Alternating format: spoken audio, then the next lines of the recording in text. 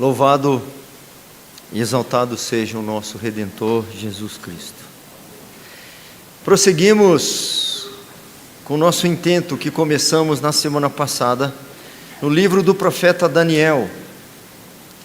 Para quem não acompanhou na semana passada, temos gravado lá no canal da igreja, no YouTube, aquele primeiro sermão introdutório ao livro do profeta Daniel. Pela misericórdia do Senhor, nossa intenção é adentrarmos então mais especificamente no texto, e eu espero poder expor pelo menos os primeiros versículos. Daniel capítulo 1. Nunca é prejuízo, nunca é perda de tempo. Nós leremos, assim como fizemos na semana passada, mais uma vez o capítulo 1 de Daniel. E se o Senhor permitir, o faremos até encerrar a exposição do capítulo 1. Os irmãos já sabem que pelas minhas muitas limitações, eu não vou conseguir terminar rápido. Assim diz o texto. Esse nós não projetamos, para que vocês possam acompanhar ainda no texto sagrado. Livro do profeta Daniel, capítulo 1. Se eu errar na leitura aqui, irmãos, é o meu óculos que está muito ruim. Eu vou amanhã na oftalmologista novamente. A minha esposa fica anotando, depois ela fala, você leu errado ali. E ela já sabe que o nosso óculos está bem complicado, certo? Eu acho que a idade tem um pouco a ver com isso. No ano 3º do reinado de Jeoaquim, rei de Judá, veio Nabucodonosor, rei da Babilônia, a Jerusalém e a sitiou.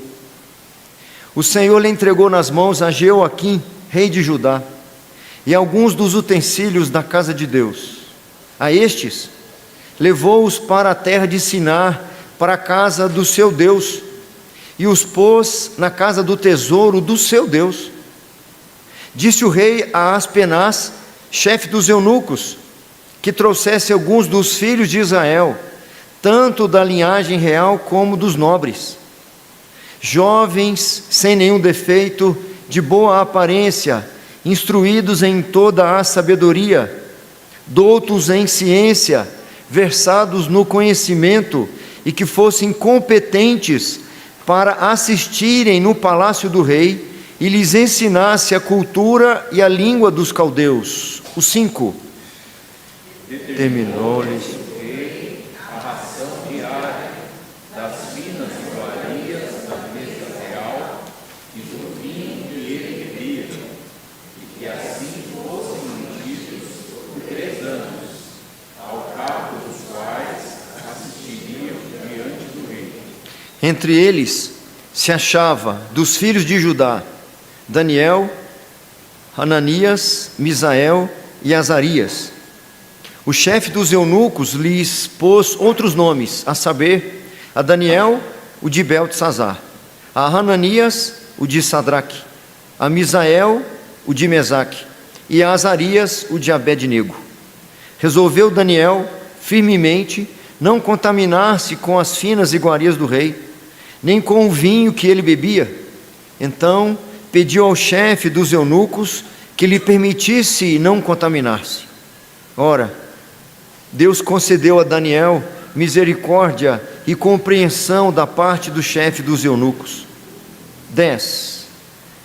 Disse o chefe dos eunucos a Daniel: tenho medo do meu Senhor, o rei, que determinou a vossa comida e a vossa bebida, porque pois veria ele o vosso rosto mais abatido do que os jovens da vossa idade. Assim, por eles tem perigo a minha cabeça para com o rei. Então disse Daniel ao cozinheiro-chefe, a quem o chefe dos eunucos havia encarregado de cuidar de Daniel, Hananias, Misael e Azarias: experimenta, peço-te, os teus servos 10 dias, e que se nos deem legumes a comer e água a beber. Então se veja diante de ti a nossa aparência e a dos jovens que comem das finas iguarias do rei, e segundo vires, age com os teus servos. Ele atendeu e os experimentou 10 dias. No fim dos 10 dias, a sua aparência era melhor. Estavam eles mais robustos do que todos os jovens que comiam das finas iguarias do rei. Com isto, o cozinheiro-chefe tirou deles as finas iguarias e o vinho que deviam beber, e lhes dava legumes. Ora, a estes 4 jovens, Deus deu o conhecimento e a inteligência em toda cultura e sabedoria, mas a Daniel deu inteligência de todas as visões e sonhos. Vencido o tempo determinado pelo rei, para que os trouxessem, o chefe dos eunucos os trouxe à presença de Nabucodonosor. 19. Então o rei falou com eles, e entre todos não foram achados outros como Daniel, Ananias, Misael e Azarias. Por isso passaram a assistir diante do rei.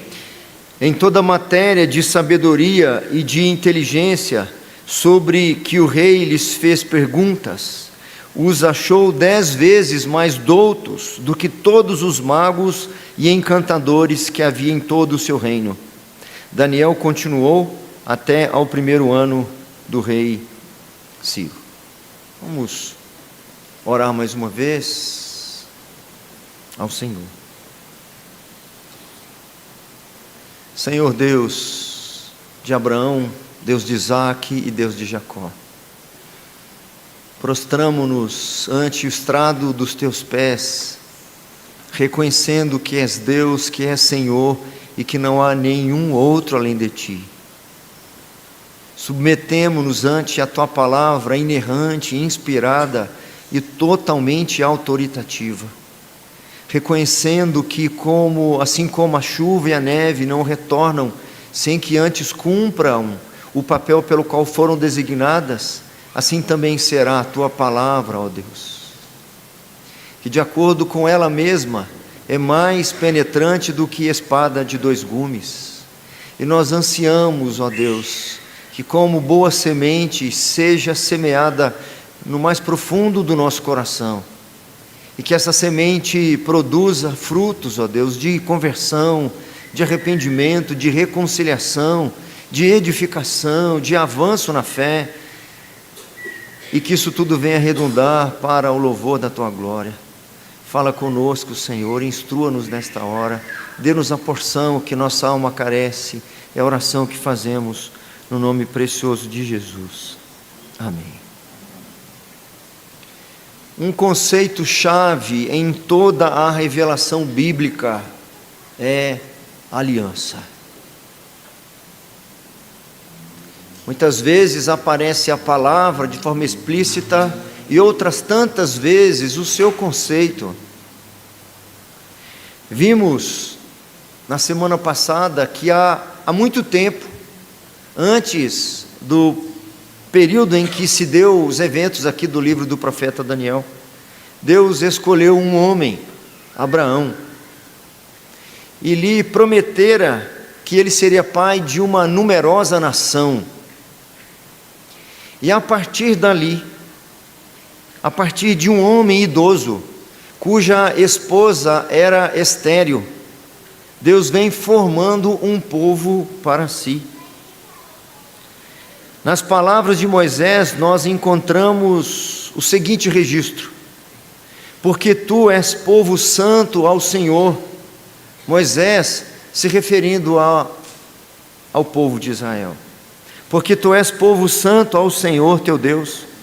O Senhor teu Deus te escolheu para que lhe fosses o seu próprio povo, dentre todos os povos que há sobre a terra.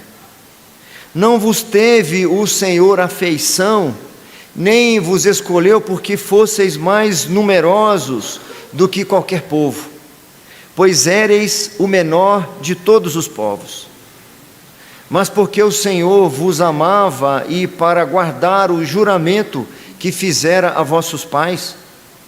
O Senhor vos tirou com poderosa mão e vos resgatou da casa da servidão, do poder de Faraó, rei do Egito. Saberás, pois, que o Senhor teu Deus é Deus, o Deus fiel, que guarda a aliança e a misericórdia até 1000 gerações aos que o amam e cumprem os seus mandamentos.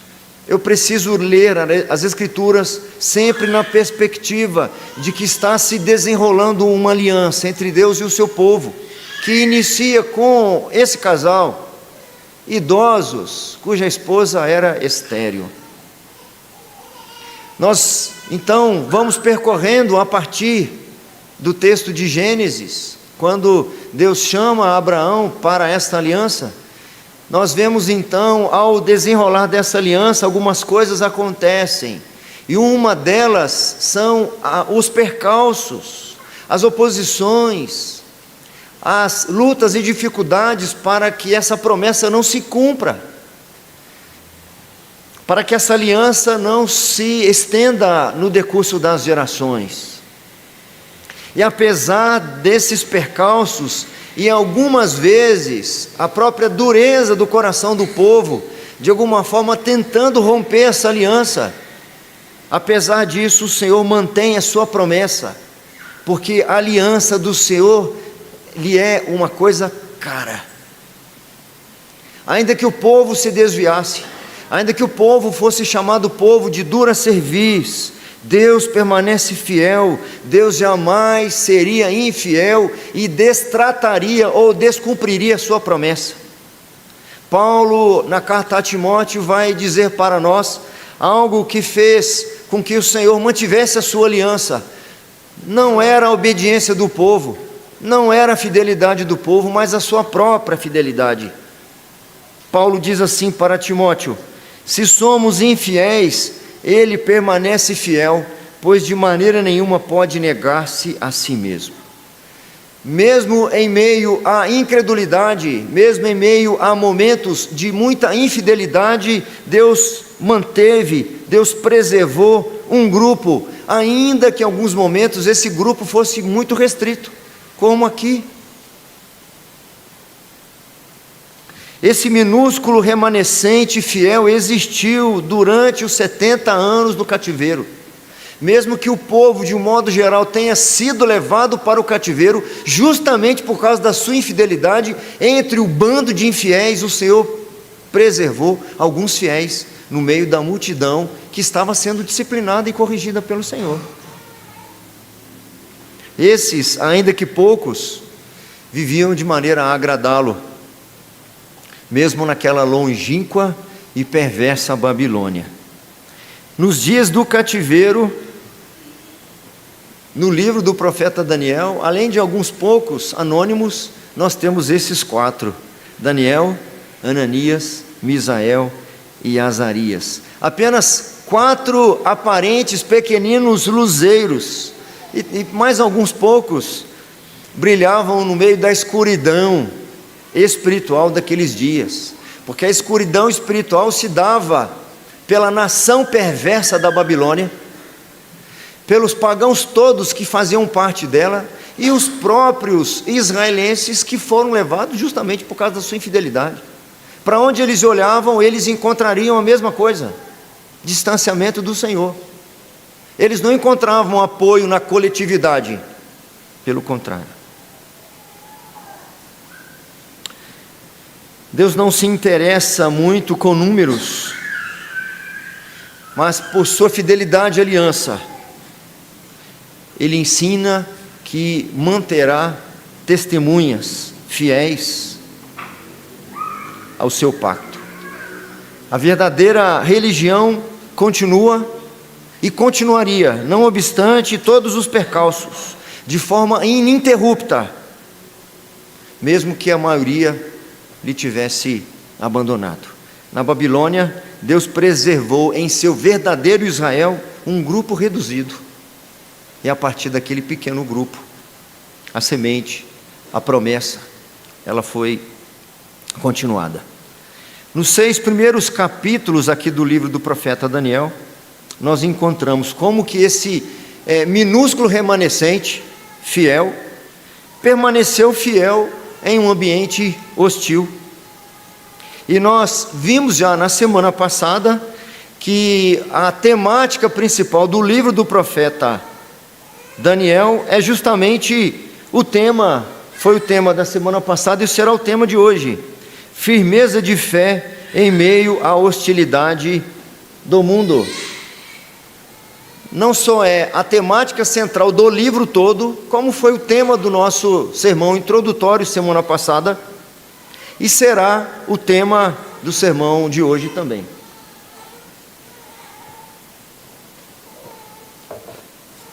Firmeza de fé em meio à hostilidade do mundo. Nós destacaremos, se o Senhor permitir, tanto a firmeza de fé como a hostilidade do mundo, que estão presentes ali no tema. Ambos ensinos estão presentes no capítulo 1, e eu começarei de trás para frente, de acordo com o tema, pela hostilidade. Em primeiro lugar, a hostilidade do mundo em que esses 4 viviam advém do pecado. E o tema e o ponto eu coloquei: a hostilidade do mundo pode advir do pecado. Eu coloquei pode advir do pecado porque não necessariamente, como nós veremos no ponto 2 e no 3, por exemplo. A hostilidade do mundo pode advir do pecado. Os 2 primeiros versículos ensinam isso para nós. No ano 3º do reinado de Jeoaquim, rei de Judá, veio Nabucodonosor, rei da Babilônia, a Jerusalém e a sitiou. O 2, vamos. O Senhor entregou nas mãos de Jeoaquim, rei de Judá, e alguns dos utensílios da casa de Deus. A estes levou-os para a terra de Siná, para a casa de seu Deus, e pôs na casa do tesouro de seu Deus. Catástrofe, caos. Algo terrível aconteceu, algo inimaginável aconteceu. Um pagão de uma terra distante entra na princesa, adentra, não destrói na sua primeira investida nada na cidade, mas adentra o templo e leva objetos preciosos. O texto diz isso. E ele não o leva para revendê-los, os objetos de prata, de ouro, pedras preciosas. Ele os leva para colocar no templo do seu próprio Deus pagão. Nós já sabemos que os reis das tribos do norte, eles eram de um modo geral infiéis ao Senhor. E 100 anos antes desse episódio, a nação do norte, ou as tribos do norte, foram levadas para o cativeiro assírio e se perderam. Os reis do sul, que eram todos descendentes de Davi, havia entre eles alguns tementes ao Senhor, que de alguma forma seguraram a insensatez do povo, como Josias, por exemplo, que foi um rei reformador, que implementou um avivamento, um verdadeiro avivamento da fé e da proximidade do povo com Deus. Foi um dos reis que despertou a aliança, a comunhão, o relacionamento com Deus, mas nem todos foram assim. De um modo geral, a nação foi se distanciando, e então em 609 antes de Cristo, quando Jeoaquim subiu ao trono, e em seu governo ele não fez nada para deter a idolatria e a imoralidade prevalecentes, pelo contrário, aumentou-as. Os profetas advertiram que se não houvesse arrependimento, que se não houvesse mudança de vida, se eles não se atentassem para a aliança com Deus, haveria julgamento, mas os avisos dos profetas não foram atendidos. E o reinado do sul, Judá, permaneceu ainda que intacto por 100 anos, mas finalmente 4 anos depois, que Jeoaquim subiu ao trono, como consequência do pecado da nação, Nabucodonosor invadiu Jerusalém. Durante 23 anos, impôs uma cerviz dura para aquela nação. O povo não ouviu as advertências de Deus e agora eles estavam à mercê dos seus inimigos. Eles não deram ouvidos a Moisés, por exemplo, que lá no livro do Êxodo ensina: então falou Deus todas estas palavras: eu sou o Senhor teu Deus, que te tirei da terra do Egito, da casa da servidão. Não terás outros deuses diante de mim. Não farás para ti imagem de escultura, nem semelhança alguma do que há em cima nos céus, nem embaixo na terra, nem nas águas debaixo da terra. Não as adorarás, nem lhes dará culto, porque eu sou o Senhor teu Deus, Deus zeloso, que visito a iniquidade dos pais nos filhos, até a terceira e quarta geração daqueles que me aborrecem, e faço misericórdia até 1000 gerações daqueles que me amam e guardam os meus mandamentos. Séculos mais tarde, esse povo se esqueceu disso, ou não se atentou para isso. Nós sabemos, não sou nenhum especialista, mas a partícula de negação aqui, o não, é um não enfático, ló. Então a tradução seria: nunca, nunca terás outros deuses diante de mim, nunca farás para ti imagem de escultura. Como aquela primeira advertência não bastasse, Moisés, ao fim da sua vida, no 5º livro da lei, reforça as leis que foram registradas, as principais delas, reforçando e repetindo a lei.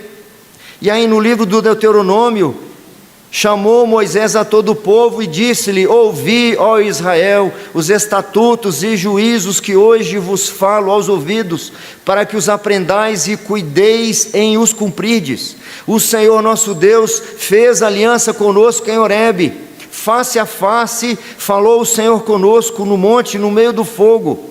Nesse tempo eu estava em pé entre o Senhor e vós, para vos notificar a palavra do Senhor, porque temestes o fogo e não subistes ao monte, dizendo: o que o Senhor disse? Eu sou o Senhor teu Deus, que te tirei do Egito, da casa da servidão. Não, ou vou ler já com a intensidade correta: nunca terás outros deuses diante de mim, nunca farás para ti imagem de escultura, nem semelhança alguma do que há em cima no céu, nem embaixo na terra, nem nas águas debaixo da terra.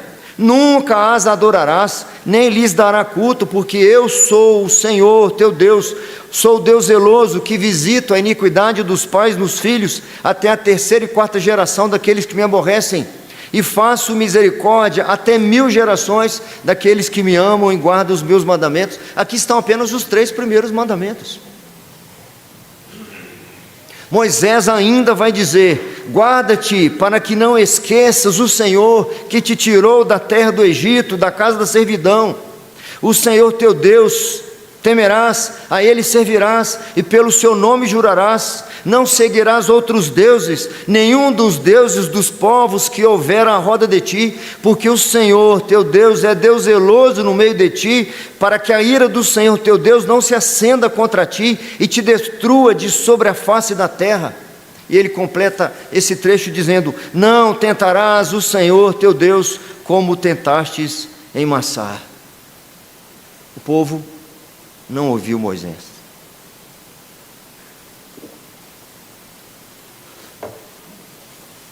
E não adiantaria culpar ninguém além de si mesmos. O povo, nos dias do cerco de Nabucodonosor, chegou a culpar os profetas. Jeremias sofreu na mão do povo. Jeremias foi preso. Os profetas eram acusados de falarem mal ao povo, de falarem coisas ruins, porque eles anunciavam que o castigo da parte do Senhor viria, por conta da desobediência e da insensatez do povo. Eles preferiam agradar a Deus do que agradar o povo. Mas eles não só não ouviram Moisés, mas não ouviram os profetas. Eles sim eram os verdadeiros responsáveis por esse opróbrio, por essa vergonha. Deus os entregou nas mãos de um ímpio. Agora, nesse ponto 1, essa hostilidade que eles estão sofrendo era por causa deles mesmos. Havia uma certa acomodação nacional, uma certa desatenção coletiva quanto aos preceitos do Senhor. Talvez eles pensassem: enquanto o templo estiver em pé, esta cidade jamais cairá. Como eu disse, apenas 4 anos depois que o rei Jeoaquim ascendeu ao trono, Nabucodonosor marcha contra Jerusalém. Ele a sitia. E Jeremias, no livro das Lamentações, descreve o horror que foram aqueles dias. Não adentrava alimentos, não tinha comércio, não tinha possibilidade de ter uma feira, para dizer no nosso linguajar. Mães matavam seus próprios filhos para comer. Ele derrota, invade e leva para a Babilônia as coisas e pessoas que ele desejava. Aquele invasor incircunciso, descrente, leva para a Babilônia diversos cativos preciosos, meninos bem educados, leva parte dos tesouros do templo. Jerusalém fica intacta nessa investida, mas o templo é saqueado. Não foi um acidente, não foi um descuido. O texto diz para nós que foi o Senhor quem os entregou. Verso 2 diz: o Senhor lhe entregou nas mãos. Na mão de quem? De Nabucodonosor, a Jeoaquim, rei de Judá, e alguns dos utensílios da casa de Deus. A estes levou-os para a terra de Sinar, para a casa do seu Deus, com letra minúscula, e os pôs na casa do tesouro do seu Deus. Era costume antigo que quando uma nação, um exército vencia o outro, levavam os objetos de adoração para prostrarem-se aos pés das suas próprias divindades, dando demonstração que não só esse exército é mais poderoso do que aquele, mas esse Deus é mais poderoso do que aquele. E o Senhor não só permitiu, mas Ele que entregou. Assim como demonstra controle em toda a história ao manter um povo para si, mesmo em meio à infidelidade, a opressões, a perseguições, o Senhor também mantém o controle nessa situação adversa. Por muito tempo o povo havia confiado no templo e não no Senhor, que eles diziam louvar no templo. Isaías os alertara quando diz, visão de Isaías, filho de Amós, que ele teve a respeito de Judá e Jerusalém, nos dias de Uzias, Jotão, Acás e Ezequias, rei de Judá, durante vários reis do sul. Isaías profetiza, dizendo para eles que o serviço que eles prestavam no templo, que a relação religiosa que eles tinham com o templo, não tinha nada a ver com a relação com o Senhor. Ouvi, ó céus, e dá ouvidos, ó terra, porque o Senhor é quem fala. Criei filhos e os engrandeci, mas eles estão revoltados contra mim. O boi conhece o seu possuidor e o jumento o dono da sua manjedoura, mas Israel não tem conhecimento, o meu povo não entende. Ai desta nação pecaminosa, povo carregado de iniquidade, raça de malignos, filhos corruptores, abandonaram o Senhor, blasfemaram do Santo de Israel, voltaram para trás. E ainda no capítulo 1, mais à frente, ele diz, ouvi a palavra do Senhor, vós príncipes de Sodoma. Ele chama os príncipes de Israel como príncipes de Sodoma, por causa do seu comportamento, da sua imoralidade. Prestai ouvidos à lei do Senhor, vós povo de Gomorra. De que me serve a minha multidão de vossos sacrifícios? Diz o Senhor, estou farto dos holocaustos de carneiros e da gordura de animais cevados, e não me agrado de sangue de novilhos, nem de cordeiros, nem de bodes. Quando vindes para comparecer perante mim, quem vos requereu só pisardes nos meus átrios? Não é o átrio que faz a diferença, mas é o Senhor que institui o átrio. Não é o altar do sacrifício que faz a diferença, mas que faz a diferença é aquele que instituiu o altar. Não continueis a trazer ofertas vãs, o incenso é para mim abominação, e também as festas da lua nova, os sábados e a convocação das congregações. Não posso suportar iniquidade associada ao ajuntamento solene. Que adianta essa religiosidade toda? As vossas festas da lua nova e as vossas solenidades, a minha alma as aborrece e já me são pesadas, estou cansado de as sofrer. Pelo que quando estendeis as mãos, escondo de vós os olhos. Sim, quando multiplicai as vossas orações, não as ouço, porque as vossas mãos estão cheias de sangue. Não ouviram Moisés, não ouviram os profetas. E apesar das advertências, haviam crido que a própria existência do templo lhes garantiria imunidade a qualquer ameaça de invasão. Pensavam eles, enquanto tivermos o templo estaremos seguros, porque as promessas do Senhor estavam de certa forma atreladas ao templo, mas como símbolo, não como um fim em si mesmo. Eles proclamavam: você crê que Javé permitirá que seu templo seja destruído? Claro que não. Quando o templo for ameaçado, ele certamente virá em nosso socorro, porque sempre foi. Sempre foi. Crendo nisso, ou com esse equívoco, a nação continuava em pecado. A idolatria, a imoralidade e a injustiça continuavam ininterruptamente. E eu repito, apesar de alguns reis tementes a Deus, que muitas vezes refreavam esse avanço, a mentira e o roubo aumentaram sem restrições. Nós temos profetas bradando quanto à injustiça no meio do povo de Deus. Estavam certos de que, não importando como vivessem, o templo estando de pé, eles seriam salvos. Mas não salvou. O templo estava em ruínas. Um rei pagão levara aos seus cofres e à casa do seu Deus os tesouros do templo. Nós descobrimos muito claramente no Novo Testamento que o templo jamais salvou e jamais salvaria. Muitos foram salvos antes do templo, antes do tabernáculo, e muitos outros foram salvos depois da destruição total no ano 70, pela invasão romana. O povo que estava sendo formado ao longo da história, a partir daquele casal de idosos,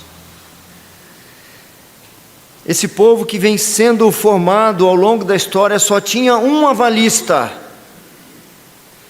só possuía um sustentador, uma segurança, um resgatador, um único capaz de livrar da morte e do inferno, que era tipificado constantemente nos cordeiros que eram imolados nesse mesmo templo. Não eram os cordeiros que remiam os pecados, mas simbolizavam aquele que de fato remiria os pecados. Não eram aquelas paredes que lhes protegeria e garantiria acesso ao santo. Era o sangue inocente derramado. A isto, ouvimos João Batista dizer: no dia seguinte, viu João a Jesus, que vinha para ele e disse: eis o Cordeiro de Deus que tira o pecado do mundo.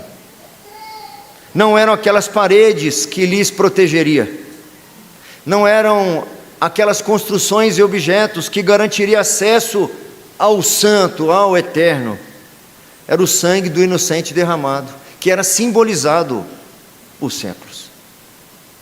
O evangelista João registrou: estando próxima a Páscoa dos judeus, subiu Jesus para Jerusalém e encontrou no templo os que vendiam bois, ovelhas e pombas, e também os cambistas assentados. Tendo feito um azorrague de cordas, expulsou todos do templo, bem como as ovelhas e os bois, derramou pelo chão o dinheiro dos cambistas, virou as mesas, e disse aos que vendiam as pombas: tirai daqui estas coisas, não façais da casa de meu pai casa de negócio. Lembraram-se os seus discípulos de que está escrito: o zelo da tua casa me consumirá. Perguntaram-lhe, pois, os judeus: que sinal nos mostras para fazeres estas coisas? Jesus lhes respondeu: destruí este santuário e em 3 dias o reconstruirei. Replicaram os judeus: em 46 anos foi edificado este santuário na sua reconstrução, e tu em 3 dias o levantarás? Ele, porém, se referiu ao santuário do seu corpo. Quando, pois, Jesus ressuscitado dentre os mortos, lembraram-se os seus discípulos de que ele dissera isto, e creram na Escritura e na palavra de Jesus. O templo, que era um meio de comunhão com o sagrado, com o eterno, com o Deus Santo, tipificava o Messias. O Messias prometido desde os tempos eternos é o que garante a aliança entre o Pai e o miserável pecador. Há tipos, aqueles objetos e cerimônias que tipificavam o verdadeiro balizador da aliança. O Messias prometido desde os tempos eternos, anunciado já em Gênesis 3,15, é o que garante a salvação do povo que se desvia dessa aliança, que se tornam inimigos de Deus. A hostilidade que eles estavam vivendo aqui, inicialmente, tinha a ver com eles mesmos. Pecaram contra o Senhor e o rigor das consequências de seu pecado. A hostilidade com que eram tratados se deu porque se afastaram da aliança. E as muitas exigências dessa aliança revelavam a incapacidade de obediência irrestrita. Por isso Deus instituiu a cerimônia de um inocente sendo imolado para mostrar a necessidade de um mediador.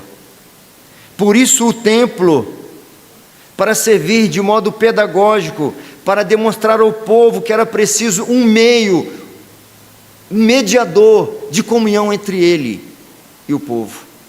Nem Jeoaquim, nem Davi, nem qualquer outro rei ou profeta poderia impedir essa condenação.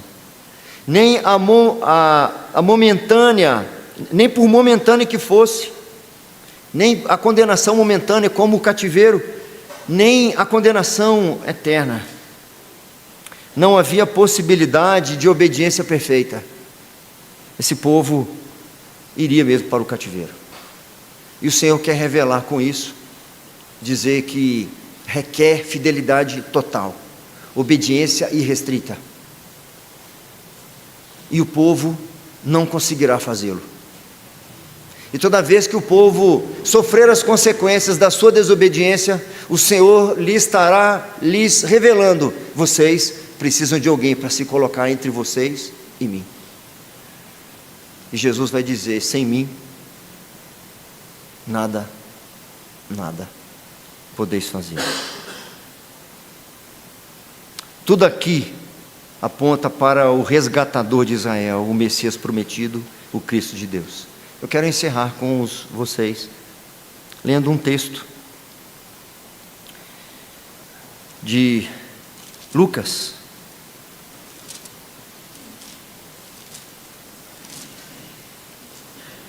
Não desanime, hoje nós terminamos 2 versículos. O resto vai ser mais rápido. Eu acho que até o Natal. Lucas capítulo 2.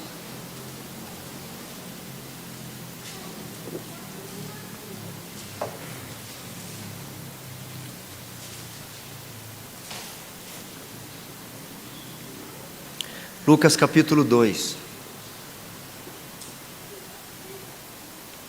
A partir do 25.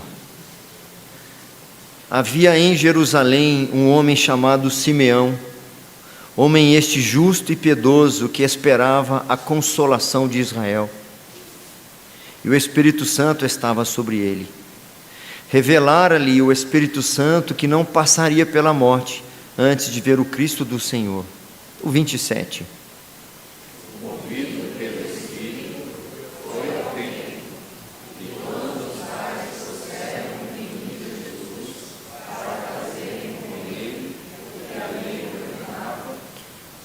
Simeão o tomou nos braços e louvou a Deus, dizendo: vamos juntos até o 32? Agora, Senhor, podes despedir em paz o teu servo, segundo a tua palavra, porque os meus olhos